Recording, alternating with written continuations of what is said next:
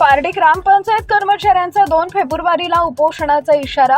शेगाव जवळील पारडी गट ग्रामपंचायतीचे कर्मचारी श्रीकृष्ण तुरारे व राजेंद्र दाबेकर यांनी आपल्या प्रलंबित मागण्यांसाठी 2 फेब्रुवारीला चंद्रपूर जिल्हा परिषदेच्या मुख्य कार्यकारी अधिकाऱ्यांच्या दालनात सहकुटुंब उपोषण करण्याचा इशारा दिला आहे।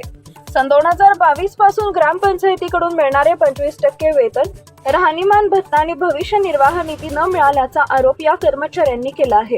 यापूर्वी 29 डिसेंबरला विस्तार अधिकाऱ्यांनी 2 दिवसात चौकशी अहवाल देण्याचं आश्वासन दिल्यानं उपोषण मागे घेतले होते। मात्र अद्याप अहवाल न मिळाल्यानं 24 जानेवारीला पत्रकार परिषद घेऊन त्यांनी संताप व्यक्त केला।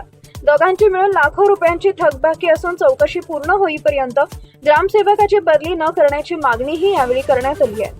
टाइम्स ऑफ महाराष्ट्र न्यूज साठी वरोरा प्रतिनिधी आशिष कोटकर यांचा रिपोर्ट। जे आहे यांच्या वेतनाची अफरातफर केल्याबद्दल आरोप करण्यात आले होते आणि या अनुषंगाने त्याच्या आधी बातम्या पण घेण्यात आल्या होत्या। याची चौकशी पण करण्यात आली होती, परंतु अद्यापही त्या चौकशीचा अहवाल या कर्मचाऱ्यांना मागणी करून मिळालेला नाही।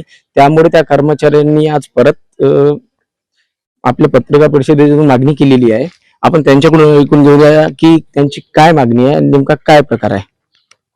मी श्रीकृष्ण शामरावजी तुरारे, ग्रामपंचायत पारडी शिपाई इथे कार्यरत करत आहो। आज मला कमीत कमी 20 ते 25 वर्ष ग्रामपंचायत शिपाई म्हणून कार्यरत करत आहो।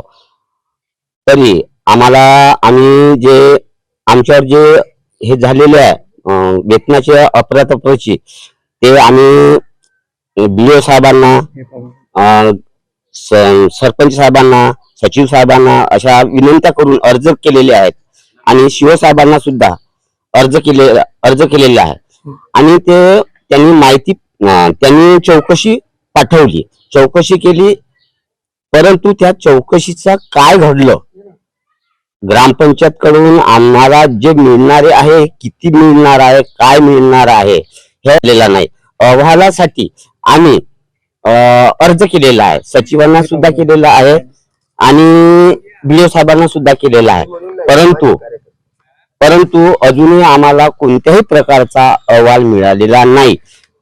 आणि विस्तार अधिकारी साहेबांनी असं मागितलं का तुम्ही आमचा बयान द्या, तुमचा बयान दिल्यानंतर आम्ही तुम्हाला अहवाल देऊ, परंतु बयान देऊनही सुद्धा आम्हाला अहवाल कोणत्याच प्रकारचा मिळालेला नाही।